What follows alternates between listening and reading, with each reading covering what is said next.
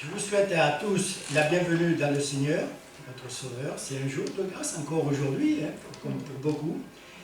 Et nous allons pouvoir ce matin louer, adorer, partager ensemble pour la gloire de Dieu.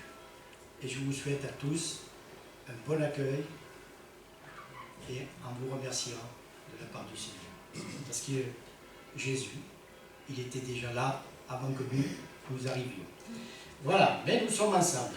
Ce matin, on est un peu gâtés, j'allais dire, par rapport à d'autres jours précédents, notamment sur le plan climatique, ça nous fait du bien, mais aussi, surtout, parce qu'on a un accompagnement par des musiciens, un accompagnement par Christian, qui va diriger les chants, voilà, et le reste, ce culte que nous dédions à la gloire de Dieu. Alors, cette bienvenue, elle est faite au nom du Seigneur. Et là, je vais demander à Christian qui vous dirige sur le premier chant. Rien n'est comparable. J'ai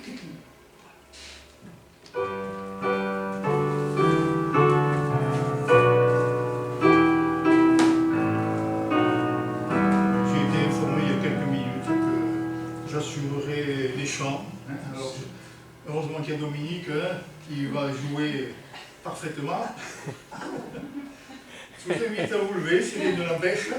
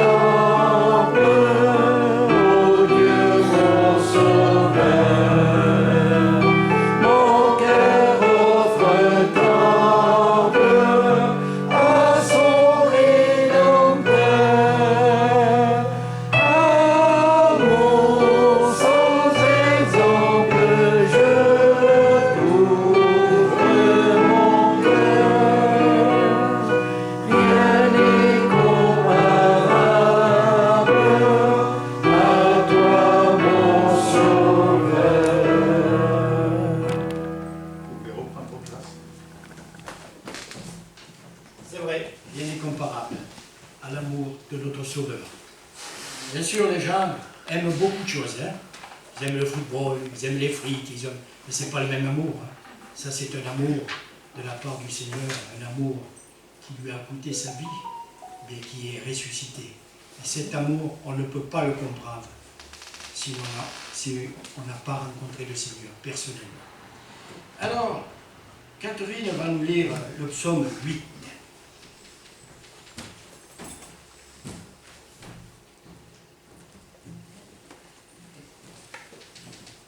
Éternel notre Seigneur, que ton nom est magnifique sur toute la terre. Ta majesté s'élève au-dessus des cieux, par la bouche des enfants et de ceux qui sont à la mamelle. Tu as fondé ta gloire pour confondre tes adversaires, pour imposer silence à l'ennemi et aux vindicatifs. Quand je contemple les cieux, ouvrage de tes mains, la lune et les étoiles que tu as créées.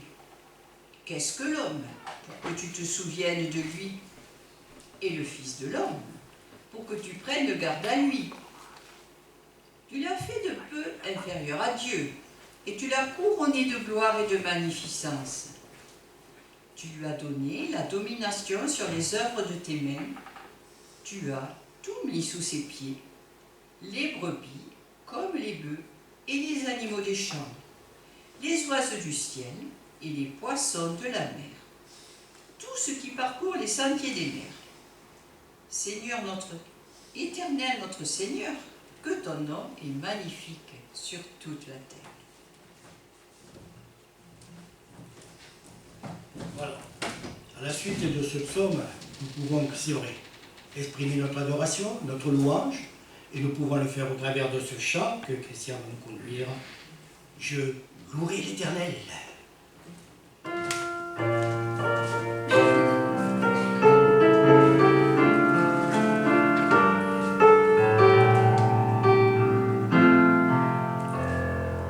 Est-ce que quelqu'un sait comment ce chant nous est parvenu? Eh bien, c'est un évangéliste de l'Église réformée, c'est parce que je l'ai entendu de sa propre bouche, lorsque je servais le Seigneur à Lyon, Claude Fraisse. Il était évangéliste dans l'Église réformée pour Rhône-Alpes. Et un dimanche matin, un pasteur qui ne pouvait pas assurer le culte à quelque part, je ne me souviens plus où, lui a téléphoné en lui disant « Claude, il faut que tu viennes assurer le culte à tel endroit, je ne peux pas. » Alors, il avait une quatrelle, Claude Fraisse, et il est parti aussi vite qu'il a pu pour aller dans ce temple, je ne me souviens pas où. Et pendant qu'il roulait, eh bien, il pensait au psaume qui a donné ce chant. Et c'est le psaume 19, voilà, c'est marqué là, c'est le psaume. Il pensait à ce psaume, et c'est pendant ce trajet où à la fois il avait à se préparer tout en conduisant pour un culte qu'on venait de lui demander, que, eh bien, il a médité sur ce chant. Et c'est magnifique, tout en roulant, tout en conduisant, il louait le Seigneur avec le psaume 9, et ça a donné ce que nous allons chanter. Alors je vous invite à vous lever.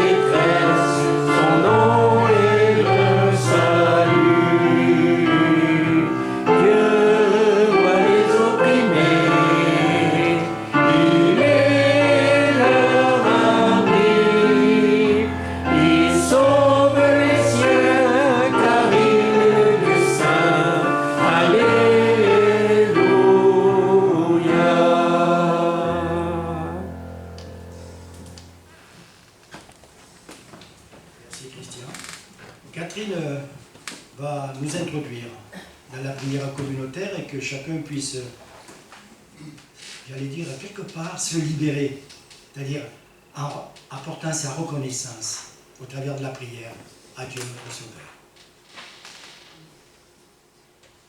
Seigneur notre Dieu, c'est vrai que c'est un grand privilège que de pouvoir prier, non seulement ouvrir la bouche, mais ouvrir notre cœur de notre vie, sachant que tu sais tout ce qu'il y a dedans. Merci Jésus pour ces moments de partage. Merci pour ce culte qui est un privilège. Merci pour ta présence dans ce lieu. À toi seul, gloire, soit la louange, l'honneur et la gloire. Amen. Et nous allons chanter. Tu fais jaillir en moi des fontaines de joie.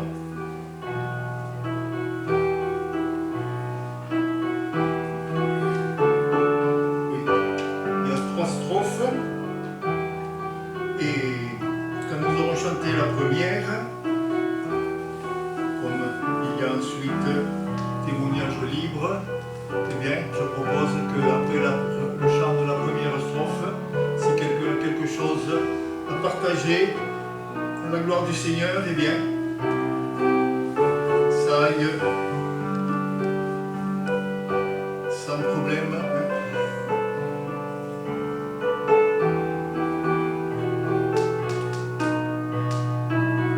Si quelqu'un le connaît très bien pour le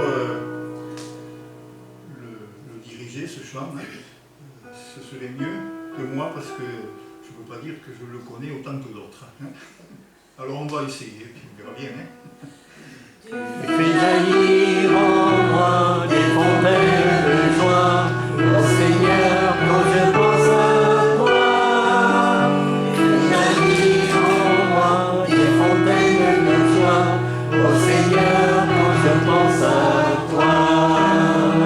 Je veux chanter pour toi, Seigneur, quand j'admire avec les yeux du cœur ce que tu fais dans ma vie.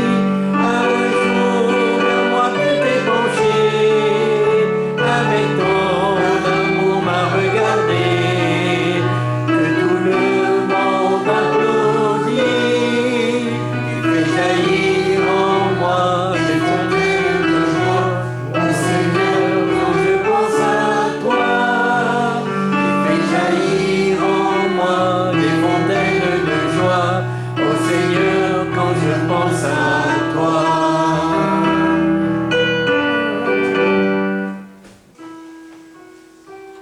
Tu fais jaillir en moi des fontaines de joie, ô Seigneur, quand je pense à toi. Tu fais jaillir en moi des fontaines de joie, ô Seigneur, quand je pense à toi.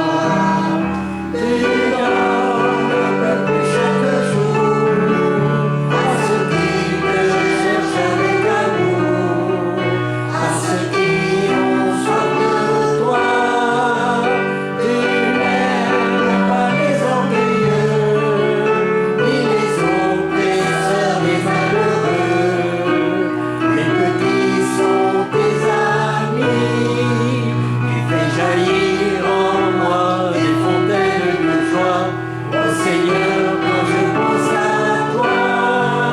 Tu fais jaillir en moi des fontaines de joie, ô Seigneur, quand je pense à toi. Tu fais jaillir En moi des fontaines de joie, ô Seigneur, quand je pense à toi. Tu fais jaillir en moi des fontaines de joie, ô Seigneur, quand je pense à toi. Tu viens combler les affamés, tandis que les chemins fermés, car la vie au fond du cœur. Tu es fidèle à cet amour qui nous accompagne chaque jour, aujourd'hui comme autrefois. Tu fais jaillir en moi les fontaines de joie, ô Seigneur, quand je pense à toi. Tu fais jaillir en moi les fontaines de joie, ô Seigneur, quand je pense à toi. Parce qu'il n'y a que lui qui peut me faire et nous faire rayonner de joie avec tant de secousses. Je vous invite baptise à vous lever si rien ne l'empêche.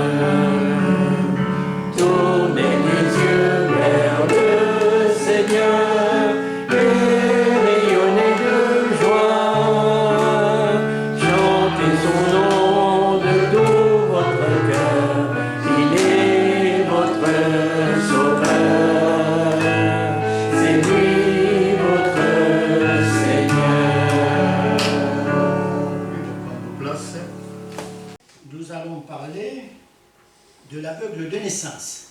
Alors, la lecture, elle est longue, hein, parce que c'est le chapitre, hein, carrément. Mais des fois, on peut couper des petits versets décidés là. Voilà, et là, cette fois-ci, comme ça, on saura dans quel contexte on lit.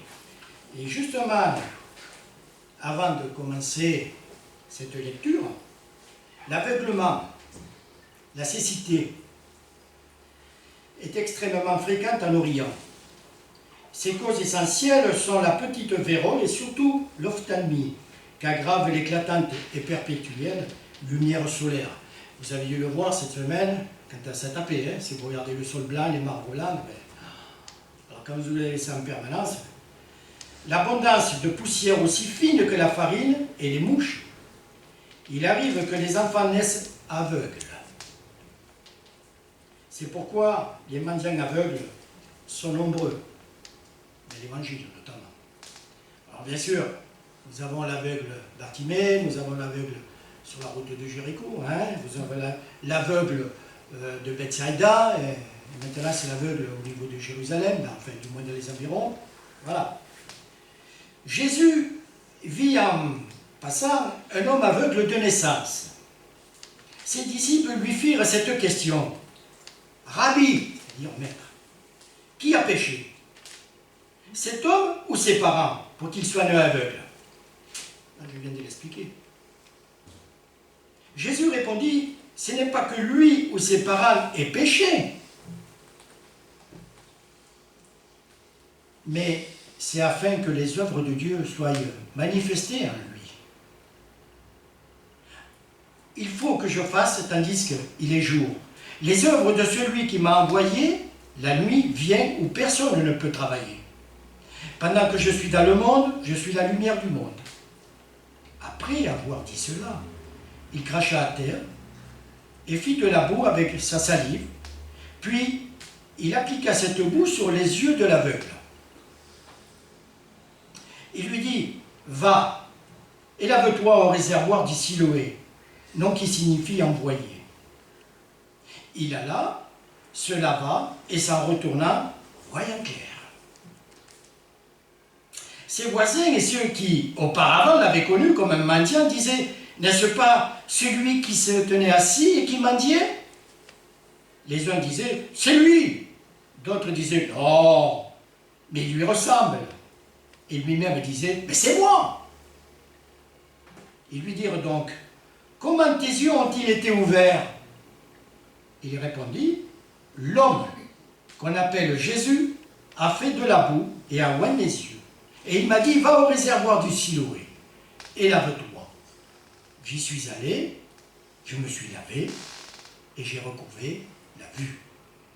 Ils lui dirent: où est cet homme? Il y répondit: je ne sais.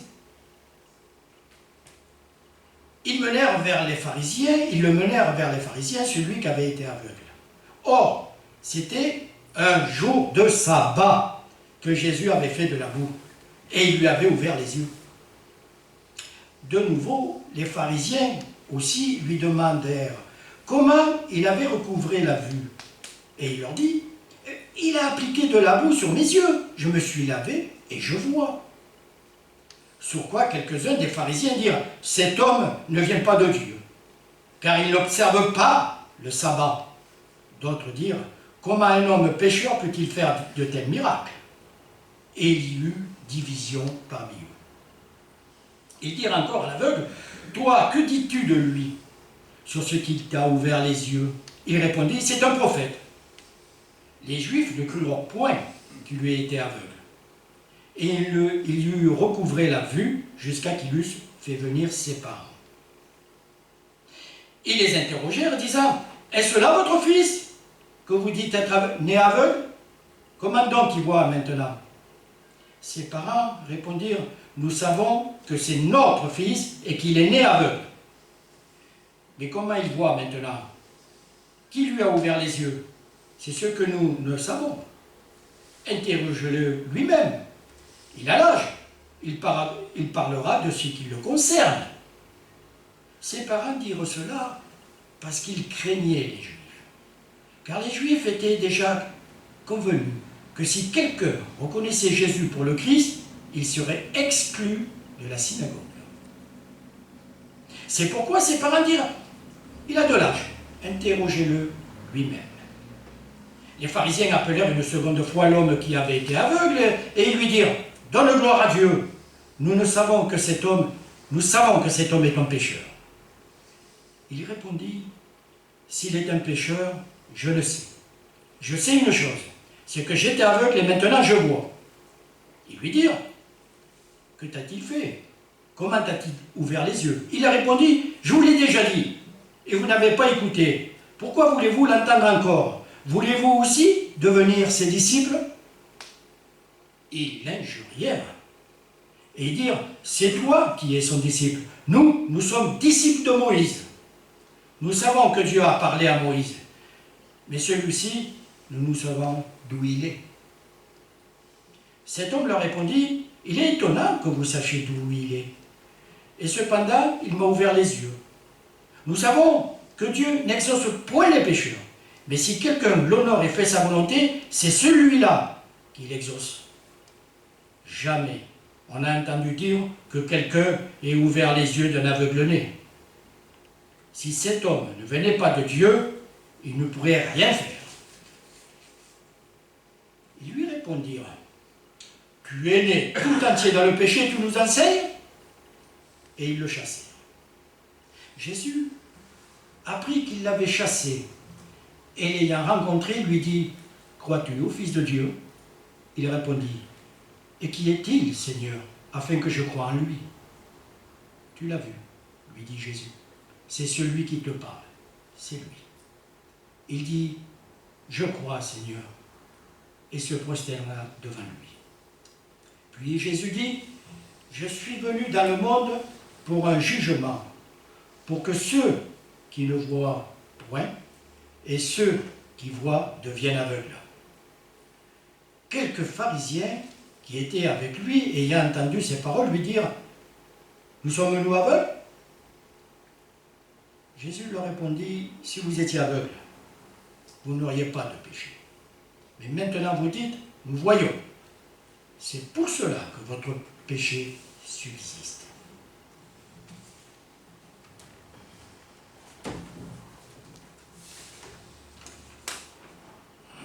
La guérison de l'aveugle de naissance est racontée rapidement, même s'il y a tout un chapitre. Mais là, en revanche, les discussions qui suivent portent essentiellement sur Jésus, sur l'auteur et hors de sa présence.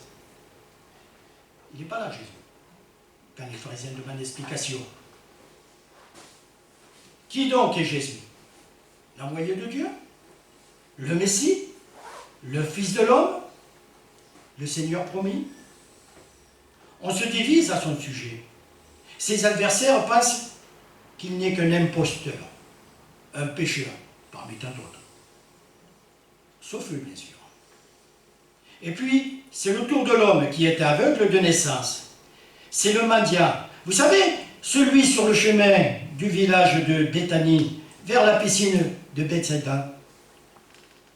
Vous voyez, c'est pas la piscine Siloé, là. Il est sur le chemin vers la piscine, là, de l'autre côté de Jérusalem.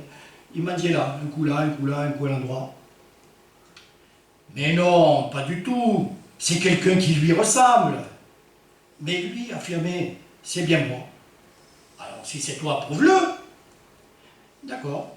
J'étais aveugle de naissance. Un homme m'a pris par la main, parce que je ne voyais pas, et hors du village, il me mit de la boue sur mes yeux. Et il m'a dit d'aller me laver au réservoir de Siloé, de l'autre côté de Jérusalem. Voilà. Après avoir obéi à l'homme, j'ai vu clair. Pour la première fois, cet homme est un prophète. D'ailleurs, mes propres parents peuvent eux-mêmes confirmer qu'avant d'avoir rencontré cet homme, j'étais aveugle de naissance. Cet homme dont tu nous parles est un pécheur, lui dirent les pharisiens. Il répondit fermement, s'il est un pécheur, je serai encore aveugle, car Dieu n'exauce pas les pécheurs. Ils lui répliquèrent, tu es tout entier plongé dans le péché depuis ta naissance, et tu veux nous enseigner et nous faire la leçon? Allez, dégage de là, et ne nous dérange pas davantage, on n'a rien à faire avec toi. Vous voyez, hein, quand on a des conceptions strictes. Jésus avait appris qu'il l'avait expulsé. Alors, il vint de nouveau le trouver et lui dit, « Crois-tu au Fils de l'homme » Il lui répondit, « Et qui est-il, Seigneur, pour que je croie en lui » Il avait entendu parler de Jésus, mais il ne l'avait jamais vu encore. Même quand Jésus l'a guéri, il ne l'avait pas vu, puisque Jésus dit, « Va au réservoir de Siloé » donc, ça veut dire qu'il était encore aveugle. On a dû peut-être l'accompagner, mais physiquement, il avait entendu parler de Jésus, mais il ne l'avait pas vu. Jésus lui dit, tu le vois, c'est lui qui te parle. Quelle découverte, vous vous rendez compte? Voir le Seigneur Jésus. Oh, il n'avait pas de quoi attirer nos regards, mais au travers des yeux de Jésus, il a vu cet amour et de compassion pour lui. Il dit, je crois, Seigneur, et il se prosterna devant lui. Combien de personnes qui ont été guéries par Jésus, qui ont été guéries suite à la prédication de l'Évangile, suite à une prière que Dieu exauce, combien de personnes apportent-ils leur reconnaissance à genoux devant Dieu? Je crois que toutes les personnes, même ici, qui ont eu un exaucement de leur prière, combien sont venus apporter leur reconnaissance? Là, à ce bas, tout simplement. Les chefs religieux se méprenaient sur Jésus lorsqu'il a fait ses miracles de guérison. Il n'aurait pas pu être plus à côté de la question s'il l'avait voulu. Hein. Il est vrai qu'ils connaissaient beaucoup de théologie, de connaissances, les Écritures, mais ils avaient complètement tort quant à l'identité de Jésus. Ce n'est pas Jésus qu'ils voulaient voir. C'est un Messie promis, mais avec les armes à la main, quelque part, une autorité qui, voyez, c'est pas avec un âne, c'est avec un cheval. Cheval qu'on se servait pour la guerre. Et c'est toujours d'actualité maintenant, hein. C'est toujours pareil. Hein. Ces gens qui promettent, mais c'est toujours avec des armes. Qui donc est Jésus? Par contre, l'aveugle reconnaît le fils de David comme son Seigneur. Il peut plus tard, ce seront même les enfants, eux, qui dans le temple de Jérusalem ont crié « Hosanna au fils de David ». Eux, ils reconnaissent Jésus. Oui. C'est dans Matthieu, chapitre 21, verset 15. Ils croyaient que celui qui était monté sur l'ânon était le fils promis de David. Et ils ont accompli la prophétie du psaume 8.3 que nous avons lu ce matin en partie, en louant l'agneau qui était sur le point de mourir pour les péchés de l'humanité entière. Alors, ce sont cet aveugle né et aussi ces enfants qui ont manifesté une joie sincère, même s'ils ne comprenaient peut-être pas complètement la mission de Jésus, à savoir la rédemption du monde. Oui, cet évangile de la guérison de cet aveugle, ces enfants peuvent encore nous enseigner une leçon vitale de la foi simple. Car, dans leur regard et l'ouverture d'esprit, il leur est facile de faire confiance à celui dont la pureté touche une corde sensible dans le cœur innocent d'instruction et de connaissances théologiques. C'est très bien d'apprendre, c'est très bien de s'instruire dans la parole de Dieu. Mais on veut tellement gratter, chercher ici et là, qu'on finit par avoir des doutes. Alors que si on reste simple, en croyant ce que l'Écriture dit, eh bien on reçoit la parole de Dieu dans le cœur. Mais on gratte, on gratte, on gratte. Certains ont tellement gratté qu'ils ont essayé d'identifier, par exemple, je vous donne un exemple, peut-être, hein, c'est possible, hein.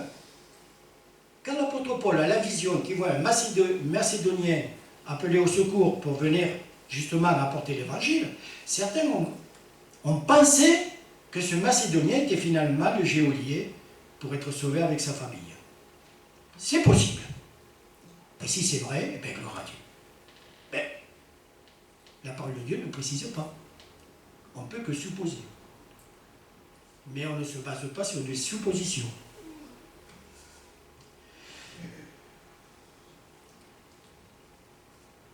Souvent, en tant qu'adultes, les bons croyants, nous, bons croyants, nous pensons en connaître tellement. Nous essayons d'être si sûrs et si mûrs, si religieux, attention, de ne pas tomber dans le piège du malin sans discernement et du jugement des hommes, qu'il est facile de juger. Les yeux de la foi en Jésus-Christ peuvent voir des grandes œuvres de Dieu dans notre vie sur cette terre de passage. Ah, moi, j'ai été surpris personnellement, quand j'étais à Pont-de-l'Arne, le soir, il n'y avait pas trop de luminosité. Je revenais de chez Christian, des fois, le soir. Avec mon épouse, on regardait les étoiles, cette immensité. Mais qu'est-ce qu'on est? Un grain de poussière déjà sur cette terre. Mais qu'est-ce qu'on est dans cet univers? Mais qu'est-ce qu'on est? C'est une merveille, quand on voit cela. Bien sûr, dans les grandes villes, on ne voit rien parce qu'on est aveuglé par les luminosités. Et quand vous êtes dans un village, à la campagne, vous voyez ces grandes œuvres. Mais qu'est-ce qu'on est à côté? Et nous, dans notre orgueil, on est vraiment petits, vous savez. Les yeux de la foi en Jésus-Christ, c'est vrai, on peut voir les grandes œuvres de Dieu. Alors, demandez à Dieu de vous donner des yeux pour voir Jésus. Que ce soit dans les événements extraordinaires ou dans les activités de tous les jours. Si vous prêtez attention, vous verrez son œuvre, là où les autres ne voient rien. Parce que les œuvres de Dieu, elles sont aussi dans les plus petites choses. Et si vous regardez un grain de sable au microscope, mais c'est incroyable. C'est incroyable. Même un diamant, c'est petit à côté. Je veux dire, il y a des couleurs variées. Voilà. Dieu est grand dans les grandes œuvres, Dieu est grand aussi dans tout ce qui est petit, minuscule. On va conclure. Un aveugle qui voit, est-ce encore le même homme? C'est plus le même homme. Hein. Avant, il était dans l'obscurité. Vous voyez, c'est comme cette femme qui était courbée depuis 40 ans, enfin, 38 ans, je crois. Elle voyait que le sol. Elle était comme ça. Elle voyait que le sol. Il fallait qu'elle tourne la tête pour voir le ciel. Et quand Jésus l'a guérie, elle voyait le ciel. Et beaucoup sont courbés par leur fardeau de misère morale, spirituelle, qu'importe. Ils sont courbés, ils ne voyaient que le sol, cette terre. Mais ils ne voyaient pas le ciel. Et Jésus veut nous faire voir le ciel. Alors, c'est vrai, chacun mène l'enquête, finalement. Mais est-ce pour découvrir la lumière ou pour chercher des arguments afin de ne rien changer à ces certitudes? Ces certitudes bien souvent religieuses aussi. Que de dégâts dans les cœurs des hommes. Il ne faut pas se laisser aveugler par ceux qui ont peur de voir clair et qui ont des idées préconçues ou des jugements sont déjà faits. Pour l'aveugle guéri, les choses sont simples. Il est aveugle et maintenant il voit. Celui qui l'a guéri est un homme de Dieu. Les religieux, pharisiens, aveuglés, n'ont que le mot péché à la bouche pour juger les autres. Vous avez péché, c'est pour ça que vous êtes aveugle. Vous avez péché, c'est pour ça que vous êtes malade. Vous avez péché. Ah, il y a des gens, c'est systématique. Mais eux, quand ils tombent malades, ils n'ont pas péché. Alors pourquoi ils sont malades? Au contraire, demande, priez pour moi parce que... Eh oui. Non, pour Jésus, vous savez, le péché ne rend pas aveugle. C'est pas vrai. Mais celui qui s'aveugle, en affirmant qu'il voit clair, lui, il demeure dans son péché. Il n'a pas pire aveugle que celui qui ne veut pas voir la vérité en face. Jésus dit, Jésus, lui, ne passe pas à côté d'un aveugle ou d'un boiteux sans le voir et lui apporter la guérison. Guérison physique, guérison spirituelle. Et la guérison, bien souvent spirituelle, est plus importante que la guérison physique. Beaucoup d'infirmes ont été guéris par Jésus. D'infirmes, spirituels. Ils ont découvert le Christ, ils ont gardé leur infirmité, mais ils sont tellement heureux d'avoir rencontré Jésus. Mais Jésus peut faire les deux à la fois. Voilà. Les pharisiens et les docteurs de la loi, et je rajoute certains, il ne faut pas généraliser, mais des hommes religieux de tradition officielle, j'allais dire. Pas tous, hein, attention. Et les femmes, ils gardent les hommes et les femmes dans un réseau de lois, de préceptes, de rites, de dogmes, d'obligations, d'interdits et de péchés, bien sûr. Eh bien, je vais vous dire, c'est grave. Ce sont de faux pasteurs. Même sincères pour certains. Si vous prenez Nicodème, c'est un docteur de la loi, il était sincère. Mais il a fallu que Jésus lui ouvre les yeux. Hein. Avec tout son savoir qu'il savait, c'était un docteur de la loi, c'était pas n'importe qui. Mais il n'avait pas fait l'expérience de rencontrer le maître. Il l'a fait plus tard. Jésus seul est le véritable berger, parce qu'il vient de Dieu. Il est le Fils de Dieu. Et celui qui ne proclame pas que Jésus est le Fils de Dieu est un imposteur, de toute façon. Il connaît le chemin, la vérité et la vie. Lui seul, pour vous conduire à la lumière véritable du salut éternel. Voilà, c'est la mission que chacun de nous peut apporter au travers de son témoignage. Et c'est la mission aussi de nos officiers de l'armée du salut qui doivent prêcher le salut par grâce. J'allais dire le salut par grâce, vous connaissez le chant, hein?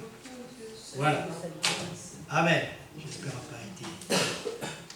Voilà. Christian va nous faire chanter le dernier chant.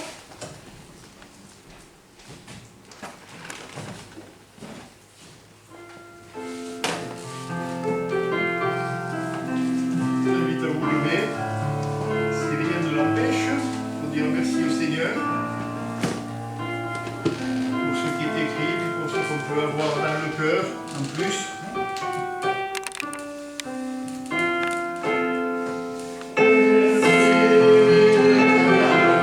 Merci.